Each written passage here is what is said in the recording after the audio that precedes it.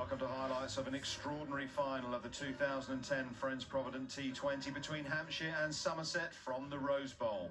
Somerset won the toss and they decided to bat first. A difficult decision for TRESCOTHICK because the pitch had got a little damp after heavy rain during the second semi-final. Now both sides were unchanged from their semi-final victories. Hampshire full of young talent, Somerset with big power hitters. Here's highlights of Somerset's innings.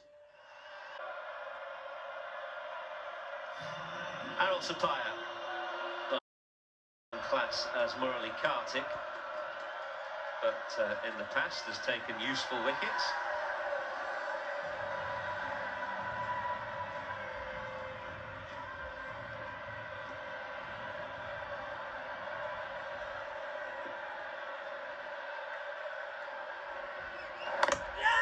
Bowling, what a bowling change. The ball just skidding on. Adams was back looking to pick up a slightly shorter ball. Maybe it wasn't as short as he thought. There's definite sense that the ball just skidding on was his undoing. Huge wicket then. Adams looks set, 34 from 24, not quite short enough. That was the key, I think. It was slightly fuller than he thought. So a bonus really for SUPPIAH, and problems now for Hampshire. Adams bowled by SUPPIAH for 34. Hampshire lose their third wicket with 84 on the board. He's had a terrific tournament though. He can be well pleased with the tournament that he's had. He is the leading run scorer in this year's Friends Provident 2020. Replaced by Sean Irvine, the beer tins.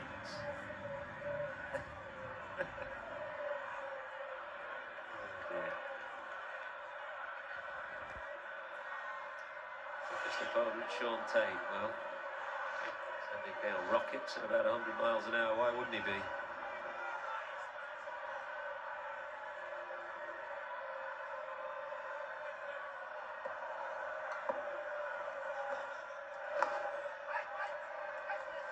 It's this field again, the Brain's having a difficult time of it in that position. Not as costly this time. The last misfield cost his team 4, this one just a single.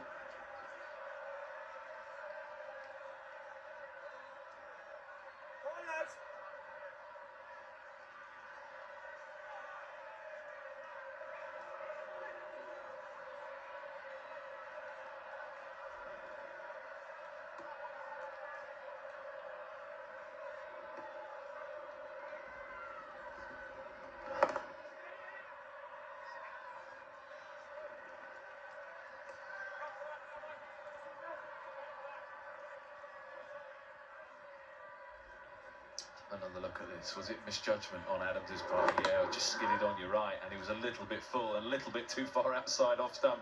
So not a lot going for it, really. I think he was trying to drag it leg side. Maybe thinking it was going to spin into him. No misjudgment, but a wonderful tournament all the same. Where he's headed, and if he's going to get opportunities. Well taken.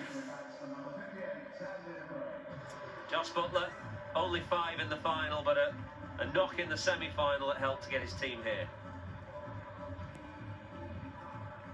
So a good final over from Cork. 3 from the first 3 runs under the Brain comes. He's at the non-strikers end. Part 2 of the Cork Pollard competition. Who's going to win it?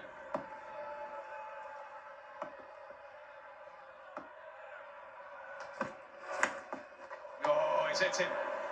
He's hit him hard, really hard.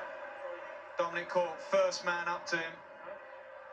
I think we've got blood. Yeah, it's gone through the grill. It was good bowling, you have to say. I don't like to see a player in. Pollard's eyes completely closed up. I'm not sure he can play any further part in the game. He'll desperately want to get out there. But with a head injury, you really have to watch the guy all evening, make sure he's all right. SUPPIAH, new batsman, 2 deliveries to go.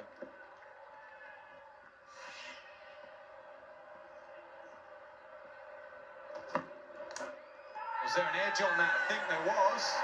Yes, gone. Good over from Court. Very good over. The bouncer followed by a full delivery that takes the edge. I think he's affected actually by the Pollard injury. There was no celebration here. I think he's just a bit shaken up by the sight of KEIRON Pollard. If I could ask the Somerset team to come up to collect their medals in batting order with the captain last, I'd be grateful. So we'll start with Craig KIESWETTER, Peter Trego, James Hildreth, ZANER, JOS BUTTLER, ARUL SUPPIAH, PHILLIPS, ALFONSO, MURALI KARTIK, and last but not least, of course, the captain, TRESCOTHICK.